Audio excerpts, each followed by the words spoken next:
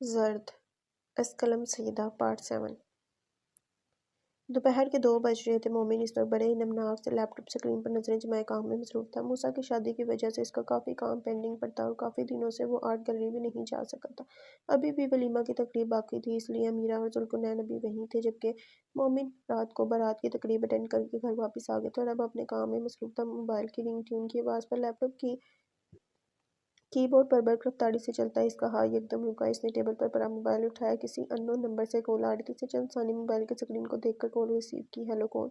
مومن نے موبائل کان سے لگا کر پوچھا۔ مومن شمس ایم ایس آرٹ گیلری کے اونر بات کر رہے ہیں۔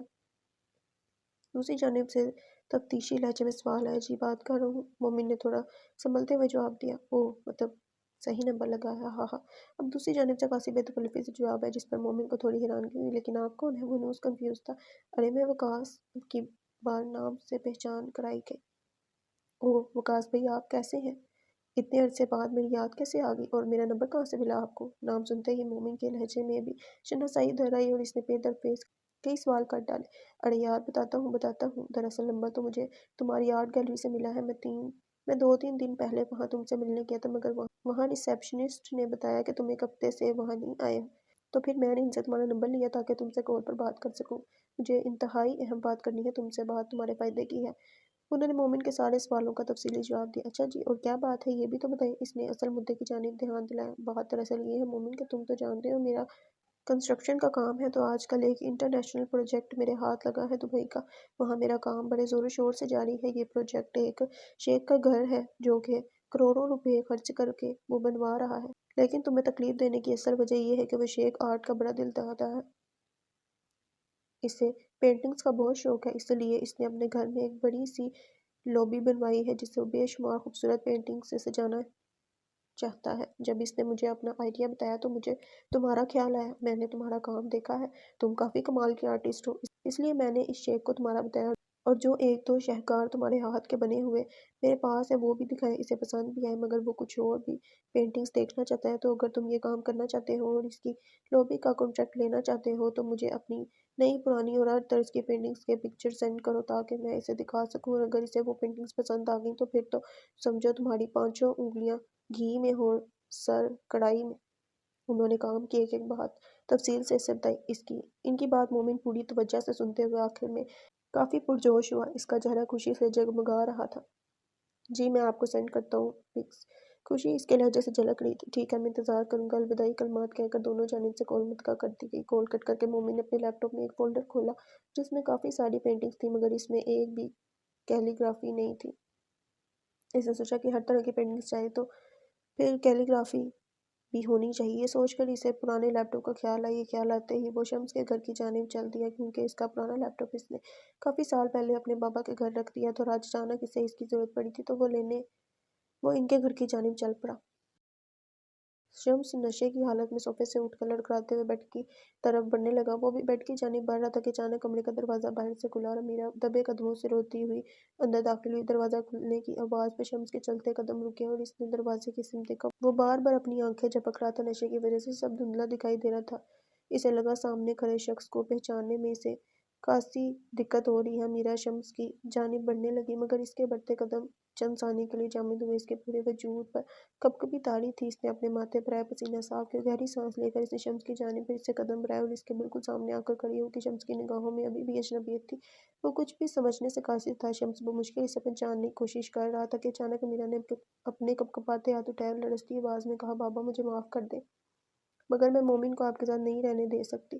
یہ کہتے ساتھ ہی اس نے اپنے دونوں ہاتھوں سے پوری قوت لگا کر شمس کو نیچے پھینک دیا۔ شمس اس اچانک آفتاب پر خود کو سنبھال نہ سکا اور زمین بوس ہو گیا۔ اب امیرہ کے رونے اور کپکپانے میں شدت آ گئی تھی۔ اس نے تیزی سے اپنا دوپٹہ اتارا اور شمس کے اوپر پھینک دیا۔ پھر اس نے اپنے ہاتھوں سے اپنے بالوں کو بگاڑا اور اپنی آنکھوں کو رگڑ کر کاجل پھیلایا۔ پھر اپنے ہاتھ سے اپنی 2-3 چوڑیاں توڑی۔ چوڑیاں ٹوٹتے ہوئے چوڑی اس کی کلائی کو زخمی کر گئی اور اب اس زخم سے خون کی ننھی سی بوند نکل رہی تھی۔ پھر اس نے زمین پر پڑی شمس کی طرف ایک کرب بڑی نگاہ ڈالی۔ مومن، مومن کے نام کی زوردار پکار کرتے ہوئے باہر کی طرف بھاگی۔ اس کے جاتے ہی شمس امیرہ کا دوپٹہ ہاتھ میں لے لڑکھڑاتے ہوئے اٹھا اور مومن کو پکارتے گرتے پڑتے اس نے بھی باہر کی جانب قدم بڑھا دیے۔ اب کمرے میں بالکل سناٹا تھا اور کمرے ہی کی तरह का सन्नाटा लैपटॉप स्क्रीन पर नजरें जमाए बैठे मोमिन के दिमाग में भी था। वीडियो खत्म होने पर मोमिन ने एक जोरदार मुक्का टेबल पर मारा और लैपटॉप बंद कर दिया। मोमिन की दिमाग की रगें तनी हुई थी। इस वीडियो ने इसके एतबार को चकनाचूर कर दिया था। मोमिन लैपटॉप लेकर आ गया था और अब इस लैपटॉप में अपनी कैलीग्राफी की पिक्चर्स ढूंढ रहा था। वो एक के बाद एक फोल्डर ऑन कर रहा था कि अचानक एक फोल्डर ऑन करने पर इसे शम्स के कमरे की फुटेज नजर आई। शम्स सोफे पर लेटा हुआ नजर आ रहा था। अचानक किसी सोच के तहत वीडियो आगे बढ़ाने के बजाय इसने इसे प्ले कर दिया और बस फिर जो हुआ वो मोमिन की हस्ती को तहबाला करने के लिए काफी था। मामा सब लोग आ गए हैं, बाबा अभी तक नहीं आए, वो कब आएंगे? जुल्कुनैन ने मीरा के पास आकर पूछा। वो अभी अभी सैलून से तैयार होकर आई थी। इसे लगा कि मोमिन आ चुका होगा, लेकिन इसके आते ही जुल्कुनैन ने इसकी गैर मौजूदगी की इत्तला दी, जिस पर अमीरा को थोड़ी हैरत हुई। रुको, मैं इन्हें कॉल करती हूँ। इसने जुल्कुनैन को जवाब देकर मोमिन को कॉल मिलाई, मगर मुसलसल रिंग के बावजूद मोमिन कॉल रिसीव नहीं कर रहा था। इसने 3 से 4 बार ट्राई किया, मगर जवाब निर्धारित। अभी से खासी परेशानी हो रही थी, क्योंकि मोमिन इतना लापरवाह नहीं था। अभी वो सोच ही रही थी किसी को घर भेजकर इसका पता करे कि अचानक मोमिन सामने से ब्लैक पैंट शर्ट और ब्राउन कलर के लॉन्ग कोट में मलबूस लाउंज में आता दिखाई दिया। दोनों की नजरें मिली। नजरें मिलने पर अमीरा इसे देख मुस्कुराई थी, जबकि मोमिन इसे यकसा नजरअंदाज कर जुल्कुनैन को प्यार करने लगा, जो बिल्कुल इसी की मैचिंग का ड्रेस पहने हुए था। अमीरा को उसके रवैये पर अचंभा हुआ। मम्मी, तुम कहाँ रह गए थे? तुम्हारा फ़ोन भी नहीं लग रहा था। मैं खासी परेशान हो गई थी। इसके रवैये को नज़रअंदाज करके इसने इसके बाजू पर हाथ रखकर इसकी तवज्जो अपनी जानिब मबजूल कराई। नहीं, बस कुछ नहीं हुआ है। मोमिन हनूर जुल्कुनैन की जानिब देखते हुए बोला। देखे मम्मा, बिल्कुल बाबा जैसा लग रहा हूँ ना? अब की बार जुल्कुनैन ने मीरा से पूछा। जी बिल्कुल, हमेशा की तरह बिल्कुल अपने बाबा जैसे लग रहे हैं मिस्टर मोमिन। शम्स चैप्टर 1 और मिस्टर जुल्कुनैन मोमिन चैप्टर 2 बिल्कुल अपने बाबा जैसे। अमीरा ने इसके माथे पर बोसा देकर मोहब्बत पाश नजरों से पहले मोमिन को फिर से देखा। इसकी बात सुन जुल्कुनैन की बाँझें खुल गईं, जबकि मोमिन का चेहरा अभी भी सपाट था। अरे आ गए मोमिन, चलो बेटा, निकलना है। चलो मीरा शोर को इग्नोर कर दे। अभी अमीरा मोमिन के रवैये की बाबत पूछने ही लगी थी कि हाशिम साहब ने आकर मुदाखलत किया। जी चलें। इनकी बात सुनकर एक लम्हा से भी पहले जुल्कुनैन का हाथ पकड़कर मोमिन बाहर निकल गया। मीरा की आंखें अब छलकने को थीं। बड़ी मुश्किल से अपने आंसू कंट्रोल कर वो भी गाड़ी में बैठ गई। पूरी तकरीब में भी मोमिन का रवैया इसके साथ लिया दिया सा था। वो बाकी सबसे तो बात कर रहा था, मगर जैसे ही वो इससे मुखातिब करते हुए इधर उधर हो जाता। मोमिन, मैं कैसी लग रही हूँ? वो लोग खाना खाने में मसरूफ थे कि अचानक मीरा ने इससे पूछा। इसके जवाब में मोमिन ने गहरी सांस ली। हाँ, ठीक लग रही हो। और बिना इसकी जानिब देखे महज इतना ही कहा। अब इससे इसका ये रवैया बर्दाश्त नहीं हो रहा था। इसने आज इसका फेवरेट कलर पहना था, ये ब्लैक साड़ी खसूसी तौर पर मोमिन ने इसके लिए पसंद की थी। जब इसने ये ट्राई करके मोमिन को दिखाई थी, तब इसने वालेहानापन का जो इजहार किया था वो अभी इसकी आंखों के सामने घूम गया। लेकिन आज जब इसने ये साड़ी के साथ स्मोकी मेकअप किया और अपने लंबे स्याह बालों को पुश्त पर खुला छोड़ा था और हर तरह से जायज़ नज़र लग रही थी, तब मोमिन ने इस पर एक निगाह गलत तक डालना गवारा न किया। तकरीब अपने इख्ताम को पहुंच चुकी थी और इसी के साथ शादी भी मुकम्मल हो चुकी थी। बस सब लोग तकरीब से लुत्फ़अंदोज़ होकर अब तक के घर वापस आ चुके थे। मूसा और सुमारा तो रूम में भी जा चुके थे।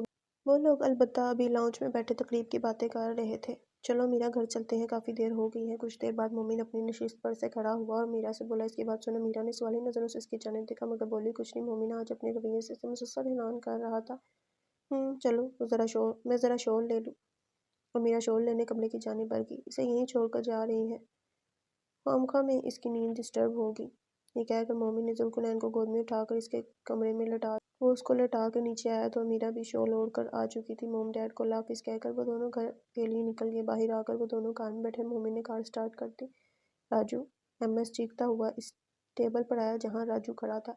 अरे सरकार, आओ आओ, बड़े दिन बाद आए। राजू से देख मुस्कुराया।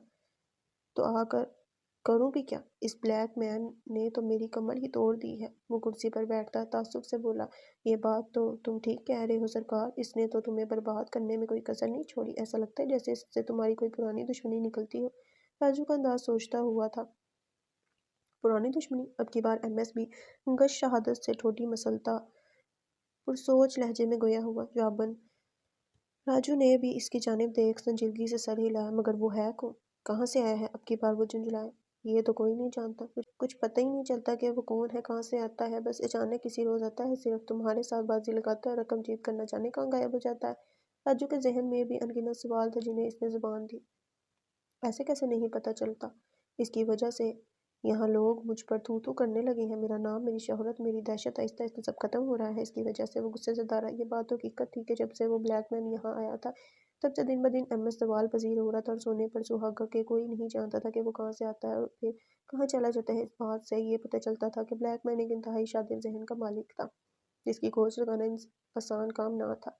میں کچھ نہیں جانتا، اس کا پتہ لگاؤ، اس کی اصلیت کا پتہ لگاؤ کہ آخر اس کالے رنگ کے پیچھے راز کیا ہے۔ راجو کو حکم دے کر وہ خوشی سے اٹھا اور جوئے کے اڈے میں بنے باہر کی جانب بڑھ گیا۔ راجو بھی اس کے پیچھے پیچھے چل دیا۔ راجو کے ذہن میں اب بلیک مین کو بے نقاب کرنے کی ترکیبیں چل رہی تھی جو کہ اس وقت ان سبھی کے لیے ایک معمہ بنا ہوا تھا۔ کار گھر کے دروازے کے سامنے رکی۔ پورے راستہ وہ دونوں چپ ہی رہے تھے۔ مومن کار کا دروازہ کھول باہر نکلا۔ امیرہ کی نظریں مومن پر ہی جمی تھی جس کے تاثرات ہنوز سخت تھے۔ وہ باہر آیا اور امیرہ کی سائیڈ کا دروازہ کھولا۔ دروازہ کھلنے پر بھی امیرہ کار میں ہی بیٹھی رہی۔ چند لمحے گزرنے کے بعد مومن نے اس کے آگے اپنا ہاتھ بڑھایا۔ اس کا بڑھایا ہوا ہاتھ دیکھ امیرہ کا چہرہ تھوڑا کھل گیا۔ اس نے جھٹ سے اس کا ہاتھ تھاما اور باہر نکل آئی۔ باہر نکلتے ہی مومن نے آہستگی سے اپنا ہاتھ اس کے ہاتھ سے چرایا۔ گھر کے دروازے کا لوک کھولنے لگا۔ دروازہ کھول اس نے اس کو اندر جانے کی جگہ دی۔ امیرہ ڈبڈبائی آنکھوں سے اسے دیکھتی اندر چلی گئی اور اس کے پیچھے وہ بھی گھر میں داخل ہو گیا۔ امیرہ ڈریسنگ ٹیبل کے سامنے بیٹھی چوڑیاں اتار رہی تھی۔ اس کے ذہن میں اس وقت کئی سوچیں چل رہی تھیں۔ اسے مومن کے رویے کا کوئی سرا نہیں مل رہا تھا۔ پوری تقریب میں وہ اس سے کتراتا رہا، پھر کار میں بھی اس سے کوئی بات نہیں کی، اور اب گھر آتے ہی وہ بنا اس سے مخاطب کیے واش روم چلا گیا تھا، اور وہ انہی سوچوں میں گم تھی کہ آخر اس سے ایسی کیا خطا ہوگی کہ وہ اس سے اتنی بے اعتنائی برت رہا ہے۔ تھوڑی دیر بعد بنا شرٹ کے ٹاول کندھے پر ڈالے مومن واش روم سے باہر نکلا۔ امیرہ پر نگاہ ڈالے بنا ہی واش روم سے نکل کر وہ الماری کھول کر کھڑا ہو گیا۔ وہ شاید اپنا نائٹ ڈریس ڈھونڈ رہا تھا۔ مسلسل اسے ہی دیکھ رہی تھی۔ کچھ دیر یوں ہی اسے الماری میں گھسا دیکھ وہ اٹھ کر اس کے پاس سے کیا ڈھونڈ رہے ہو؟ اس کے نزدیک آ کر اس کے کندھے پر ہاتھ رکھ اس نے اسے مخاطب کیا۔ اس نے اس کی جانب دیکھے بغیر اپنے کندھے کو جھٹکا دے کر اس کے ہاتھ ہٹا دیا۔ اس اچانک جھٹکے سے اس کا پاؤں اس کی ساڑی میں پھنسا اور وہ سنبھل نہ سکی۔ اس سے پہلے کہ وہ اس جھٹکے سے زمین بوس ہو جاتی، مومن نے اسے کمر سے تھام لیا۔ اب وہ اس کے مضبوط بازو میں تھی اور دونوں کی آنکھیں ایک دوسرے میں کھوئی ہوئی تھیں۔ مومن کی نظریں اس کی آنکھوں سے ہوتی ہوئی اب اس کے سراپے پر تھی۔ اس نے اس کے فیورٹ کلر کی ساڑی پہنی ہوئی تھی۔ اس کے گہرے سیاہ گھنے بال جو اس کی پشت پر بکھرے تھے گرنے کی وجہ سے اور فرش کو چھو رہے تھے۔ اس کی بے رخی کی وجہ سے اس کی آنکھیں بڑی ہوئی تھیں اور اس کی ناک ضبط کے باعث بے حد سرخ ہو رہی تھی۔ میرا بھی مومن کی آنکھوں میں کھوئی ہوئی تھی۔ اس کی آنکھیں سرخ ہو رہی تھیں ضبط کی وجہ سے۔ اس کی کن پٹی کی رگیں تنی ہوئی تھیں، پر اس کا چہرہ ابھی بھی ہر قسم کے تاثرات سے عاری تھا۔ ایک دم ہی اس نے ایک جھٹکے سے اسے سیدھا کیا اور اس کی کمر سے ہاتھ ہٹا کر وہ دوسری جانب مڑنے ہی لگا تھا کہ میرا نے اس کا ہاتھ پکڑ کر اس کا رخ اپنی جانب موڑ لیا۔ مومن، تم میرے ساتھ اس طرح کیوں کر رہے ہو؟ اس کے سامنے آ کر اس کے بالکل نزدیک کھڑے ہو کر وہ بڑھائی ہوئی آواز میں گویا ہوئی اس کے لیے اب ضبط کرنا مشکل ہو رہا تھا۔ وہ اس کے اس طرح کے رویے کی عادی نہیں تھی، وہ تو بس اس کے پیار کی فوار میں بھیگنے کی عادی تھی۔ اب اچانک اس کی بے رخی کا طوفان کیسے برداشت کرتی؟ کچھ نہیں، اپنے بازو پر رکھا ہاتھ سختی سے ہٹاتا وہ لب چبا کر بولا اور رخ پھیر گیا۔ وہ اس کے مڑنے پر پھر اس کے سامنے آ کر کھڑی ہو گئی اور اب کی بار اس کے چہرے کو اپنے ہاتھوں میں تھام کر جھنجھوڑنے لگی۔ ایسے کیسے؟ کچھ نہیں۔ مومن، تم میرے ساتھ ایسا کیوں کر رہے ہو؟ مجھ پر رحم کرو، کیا کیا ہے میں نے؟ تم مجھے پاگل کر رہے ہو؟ مومن، کچھ تو بولو۔ اس کا چہرہ زور زور سے ہلاتی وہ چیختے ہوئے بولی، پاگل؟ سیریسلی امیرہ، میں تمہیں پاگل کر رہا ہوں یا تم اتنے سالوں سے مجھے پاگل بنا رہی ہو؟ لال آنکھوں سے اسے گھورتا وہ بولتے بولتے آخر میں ایک دم تیز ہوا۔ کیوں، کیا کیا ہے میں نے؟ بولو۔ امیرہ بھی سر اٹھا کر اس کی آنکھوں میں آنکھیں ڈالے اس کے آگے ڈٹ گئی۔ تمہیں نہیں معلوم؟ وہ اب کی بار خاصے دھیمے مگر سرد لہجے میں گویا ہوا۔ اس کے لہجے سے امیرہ کو ایک دم خوف سے محسوس ہوا۔ نہیں معلوم مجھے کہ میں نے ایسا بھی کیا کیا ہے کہ ایک دن میں مجھ پر جان نثار کرنے والا میرا شوہر میری جان کے در پہ ہے۔ وہ مسلسل روتے ہوئے کرب سے بولی۔ اس کے جملے سے ایک لمحے کو مومن کا دل سکڑا، مگر اس کا وہ گھناؤنا فعل یاد آتے ہی وہ پھر پتھرا گیا۔ لیکن تمہیں اپنے جان نثار کرنے والے شوہر کی پشت پر خنجر گھونپتے ہوئے ذرا خوف نہیں آیا؟ اپنے محبت کرنے والے شوہر کو دھوکہ دیتے تمہیں شرم نہ آئی؟ اس نے اس کے دونوں بازو تھام کر اسے ہلایا۔ اس کے چہرے پر بے انتہا غصہ تھا مگر لہجہ ہنوز دھیما مگر سخت تھا۔ اس کے ہاتھ کی گرفت بھی امیرہ کے بازو پر زیادہ سخت نہیں تھی، مگر امیرہ کے لیے یہ سہ پانا بھی خاصا دشوار تھا، کیونکہ مومن نے تو کبھی اسے اس کی غلطی پر بھی نہ ڈانٹا تھا، نہ کبھی وہ اس پر غصہ ہوا تھا، بلکہ وہ ہی اس سے ناراض ہوتی تھی اور اس پر اپنا غصہ اتارتی تھی، مگر وہ اس کے غصے کا جواب بھی خاصے تحمل سے دیا کرتا تھا۔ مگر نہ جانے آج ایسی بھی کیا بات ہو گئی تھی جو اس کے مسلسل بہتے آنسو بھی اسے نہیں پگھلا رہے تھے۔ مومن، تمہیں خدا کا واسطہ ہے جو بھی ہوا ہے مجھے بتا دو، ورنہ کہیں ایسا نہ ہو کہ میں مر جاؤں۔ اس کے آگے ہاتھ جوڑ کر وہ اکھڑتی سانس اور ہچکیوں کے درمیان اٹک اٹک کر بولی۔ اس کی حرکت دیکھ مومن نے اس کے بازو چھوڑے۔ پل بھر کے لیے اس کا دل چاہا کہ وہ سب چھوڑ چھاڑ اسے اپنی باہوں میں بھر لے اور اس کے سارے آنسو چن لے، مگر اس نے جو کیا تھا وہ اتنی آسانی سے بھول جانے والا عمل نہیں تھا، اور مومن کو یہ جاننا تھا کہ اس نے اتنا انتہائی قدم کیوں اٹھایا۔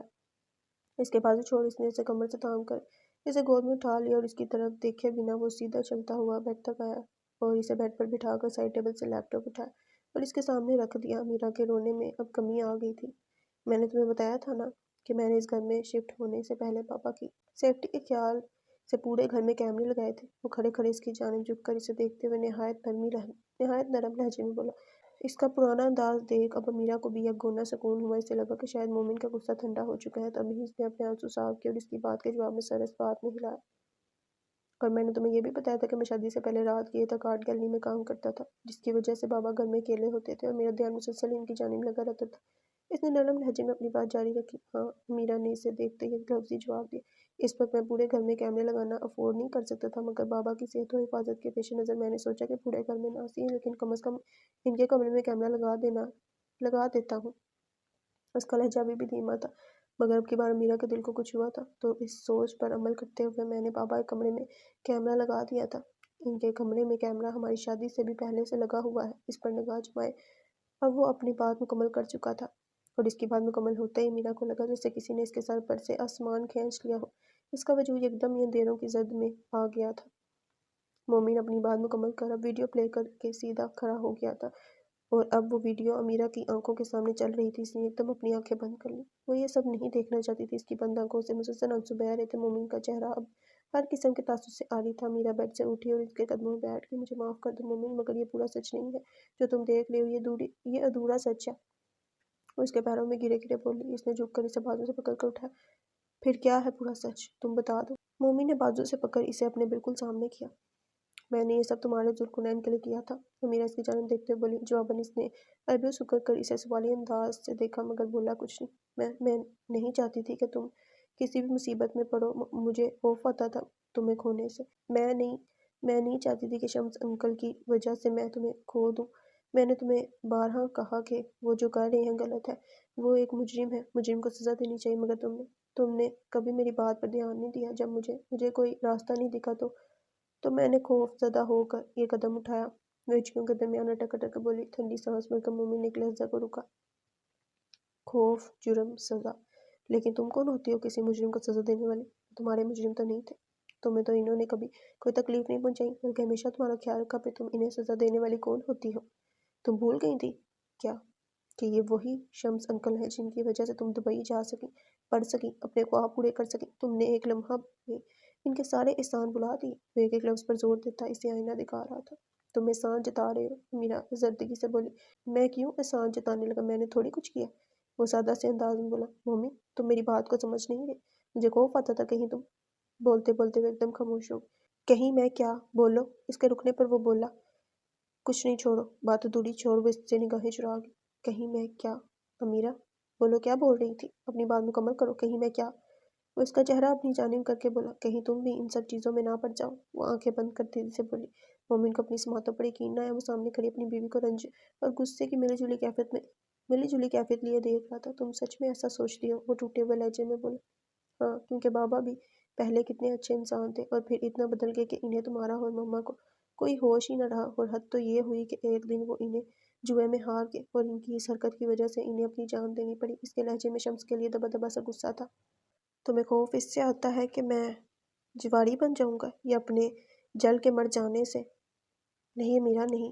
تمہیں خوف بابا کی جگہ مجھے رکھ کر نہیں، بلکہ امی کی جگہ خود کو رکھ کر آتا ہے۔ اور تمہیں امی کی خودکشی کا بتایا کس نے ہے؟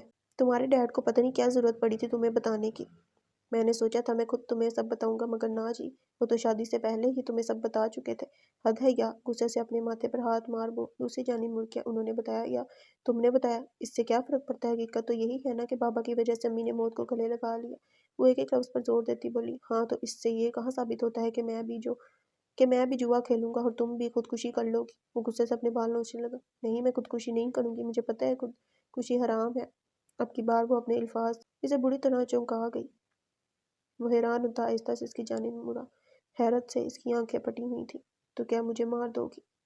وہ لہجے میں پورا اسراریت لیے بولا۔ مومن، وہ چیخی۔ میں تمہیں ایسی لگتی ہوں؟ اس کی آنکھیں پھر سے بھیگنے لگی۔ لگتی تو تم ویسی بھی نہیں ہو جیسی اس ویڈیو میں نظر آ رہی ہو، اس نے اسے طنز مارا۔ بس کر دو مومن، بس کر دو، میرا گناہ اتنا بھی بڑا نہیں ہے۔ روتے روتے وہ اس کے قریب آئی۔ اتنا بھی بڑا نہیں ہے، تم نے ایک بے گناہ پر تہمت لگائی ہے اور تم جانتی بھی ہو تہمت لگانے کی کتنی بڑی سزا ہے۔ مومن نے اسے بازو سے تھام کر کہا، میں نے ان پر تہمت نہیں لگائی تھی، میرا مقصد ان کو بدنام کرنا نہیں تھا۔ تم خود سوچو، اگر مجھے انہیں بدنام کرنا ہوتا تو میں سب میں ڈھنڈورا پیٹتی، لیکن میں نے ایسا نہیں کیا، کیونکہ بس صرف انہیں تم سے دور کرنا چاہتی تھی تاکہ ہماری زندگیوں میں ان کی وجہ سے کوئی مسائل پیدا نہ ہو۔ مومن کی آنکھوں میں دیکھتی ہوئی مضبوط لہجے میں گویا ہوئی، اگر مجھے ان پر تہمت لگانی ہوتی تو میں سب کے سامنے ان کو بدنام کر دیتی۔ میں نے تو آج تک اپنی اولاد سے ایسا کچھ نہیں کہا، اور اگر تمہیں یاد ہو تو میرے گھر والوں کو بھی سب کچھ تم نے بتایا تھا۔ میں نے تو انہیں بھی کچھ نہیں کہا تھا، اور نہ ہی میں نے اس دن تمہیں میرے ڈیڈ کے گھر لے جانے کا بولا تھا۔ یہ سب تو یاد ہی ہوگا نا تمہیں؟ وہ مزید بولی، ہاں تو تم بولتی بھی کس منہ سے؟ ایسا تو کچھ تھا ہی نہیں، یہ سب تو جھوٹ تھا، الزام تھا۔ وہ اس کی بات سن اسے گھورنے لگا۔ دیکھو میرا، بہتر ہے کہ تم چپ ہو جاؤ، کیونکہ اب مزید کسی بات کی گنجائش نہیں ہے۔ تم مانو یا نہ مانو، مگر تم نے جو کچھ بھی کیا وہ ایک ناقابل تلافی جرم ہے۔ وہ ایک لفظ پر زور دیتا چینج کرنے واش روم کی جانب بڑھ گیا، جبکہ میرا اس کے جانے کے بعد بیڈ پر گرنے کے سے انداز میں بیٹھ کر پھوٹ پھوٹ کر رونے لگی۔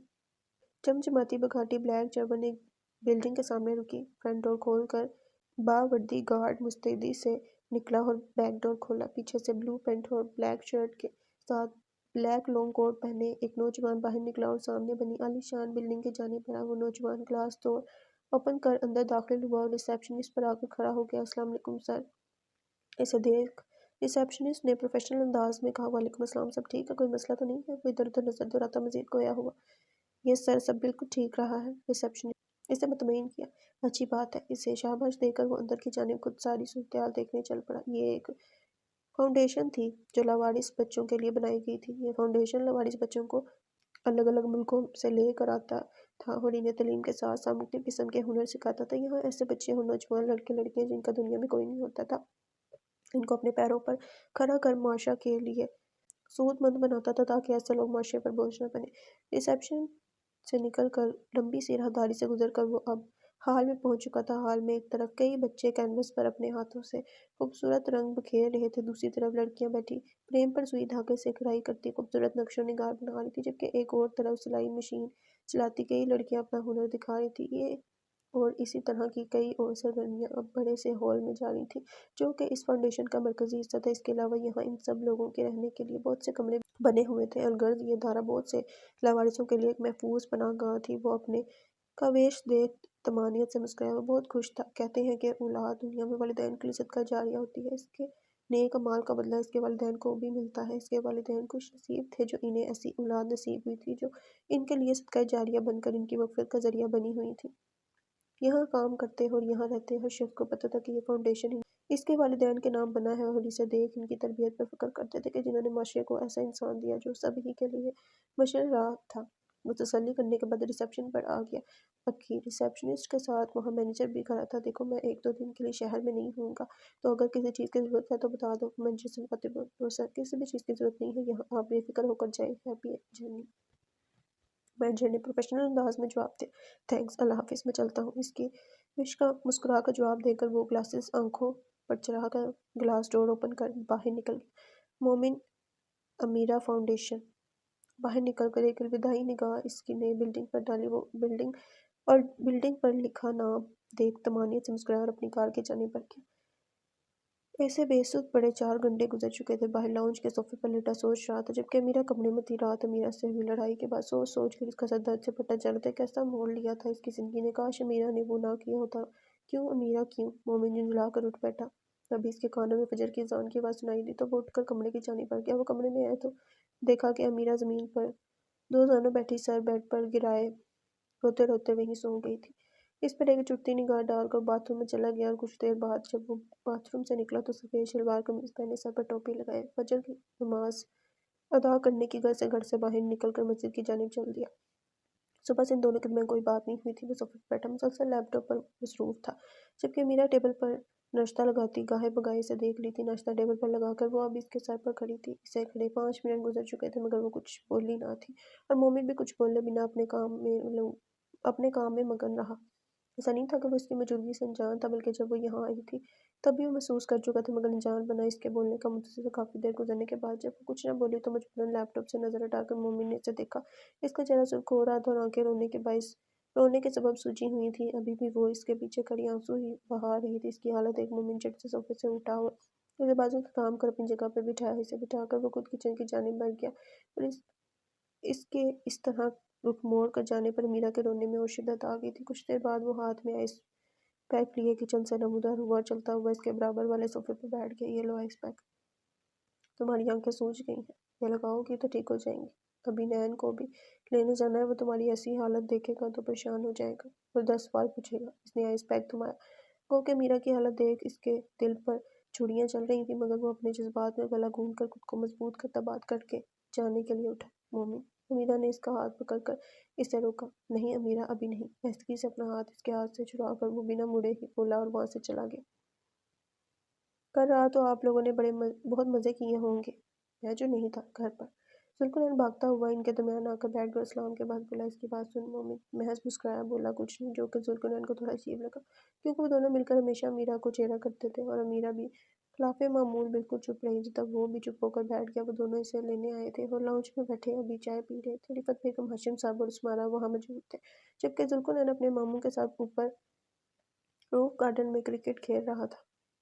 ان لوگوں کے آنے کی اطلاع پر وہ اور موسیٰ نیچے آئے تھے۔ موسیٰ بھی ان دونوں سے مل کر مومن کے برابر بیٹھ گیا تھا۔ چلیں ہم لوگ چلتے ہیں۔ امیرہ کے لیے مزید یہاں بیٹھنا مشکل ہوتا جا رہا تھا، اس لیے چائے ختم ہوتے ہی وہ جانے کے لیے اٹھ کھڑی ہوئی۔ اسے اٹھتا دیکھ مومن بھی کھڑا ہو گیا۔ فی الحال اسے بھی یہی مناسب لگ رہا تھا۔ چلیں ڈیڈ، پھر چلتے ہیں۔ مومن نے ہاشم کے آگے ہاتھ بڑھایا۔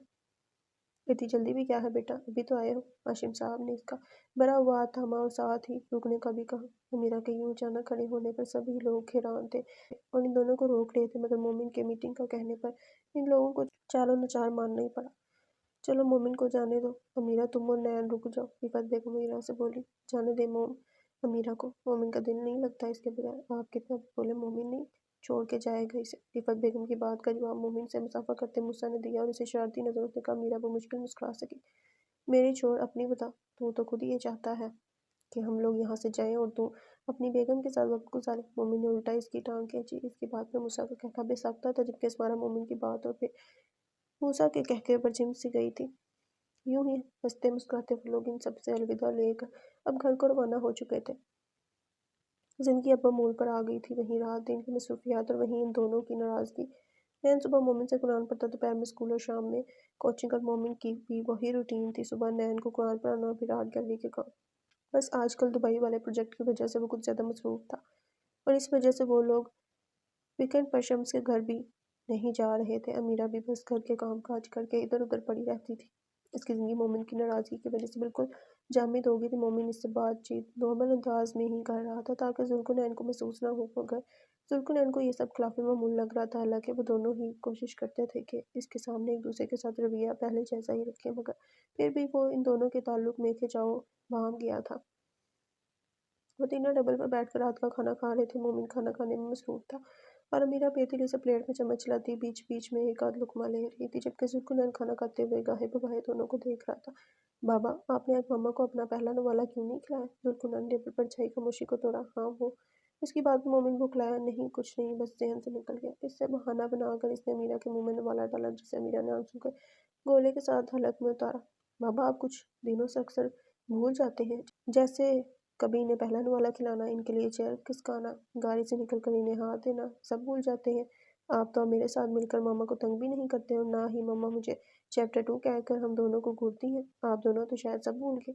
وہ معصومیت سے آسودہ لہجے میں ساری باتیں جو وہ اتنے عرصے سے محسوس کر رہا تھا بولتا گیا، اور آخر میں اس کی آنکھوں کے گوشے بھیگ کے وہ دونوں یکٹک اسے دیکھ رہے تھے۔ نین، یہ کیا بات ہوئی بیٹا؟